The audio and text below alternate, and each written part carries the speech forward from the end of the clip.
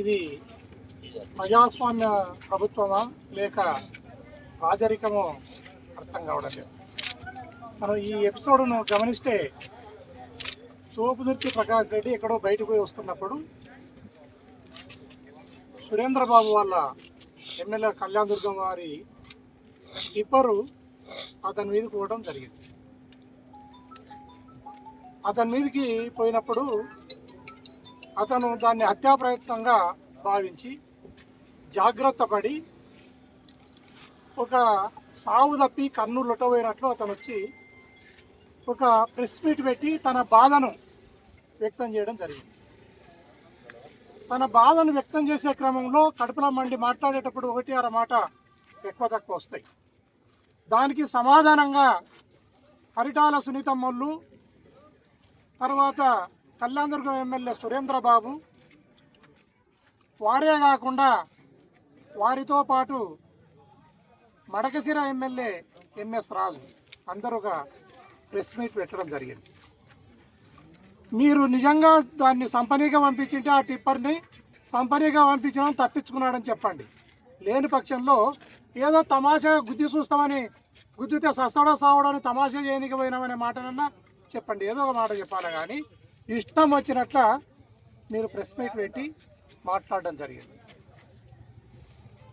దానికి కౌంటర్గా ప్రకాష్ రెడ్డి మళ్ళీ ఒక ప్రెస్ మీట్ పెడితే ఈరోజు ఏకంగా మీరు ఒక అల్టిమేటం, నీ ఇంటి మీదకి వస్తున్నాం కాసుకో అని చెప్పి ఈరోజు మీరు కిరాయి హంతకులను మీ అంట రాళ్ళు రప్పలు కత్తులు కొడివెళ్ళని తీసుకుని ఈరోజు తోపుదుర్తి ప్రకాష్ రెడ్డి ఇంటి మీద దాడి చేయడానికి మీరు ప్రయత్నం చేస్తున్నారు.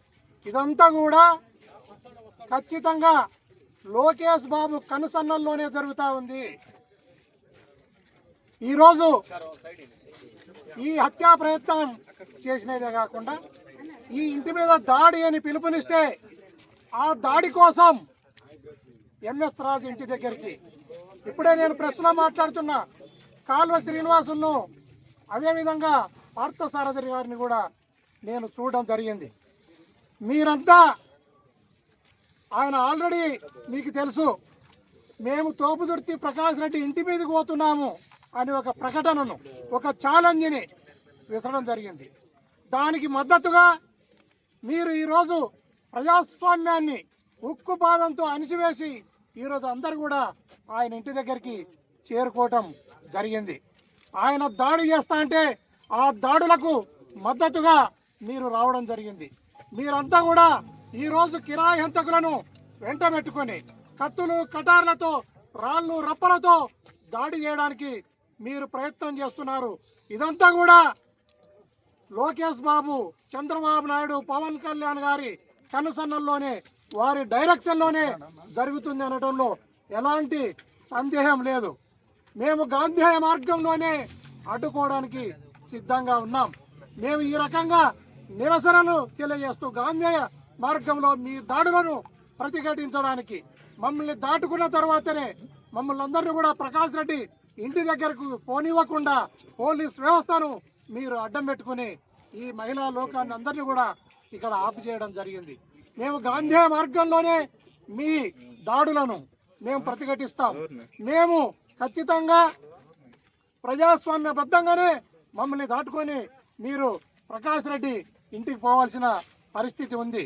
మీరు ఎన్ని వేల మంది వస్తారో, ఎంతమంది రౌడీలను తోలుకుని వస్తారో, ఎంతమంది గుండాలను తీసుకుని వస్తారో, ఏమి రాళ్ళు రప్పలు తీసుకుని వస్తారో, ఏమి కత్తులు కొడవళ్లతో వస్తారో, మేమంతా కూడా వాటినంతటి కూడా గాంధేయ మార్గంలోనే అడ్డుకోవడానికి సిద్ధంగా ఉన్నాం. మీరు మమ్మల్ని దాటుకొని ప్రకాష్ రెడ్డి ఇంటికి పోవాలని ఈ సందర్భంగా హెచ్చరిస్తున్నాం.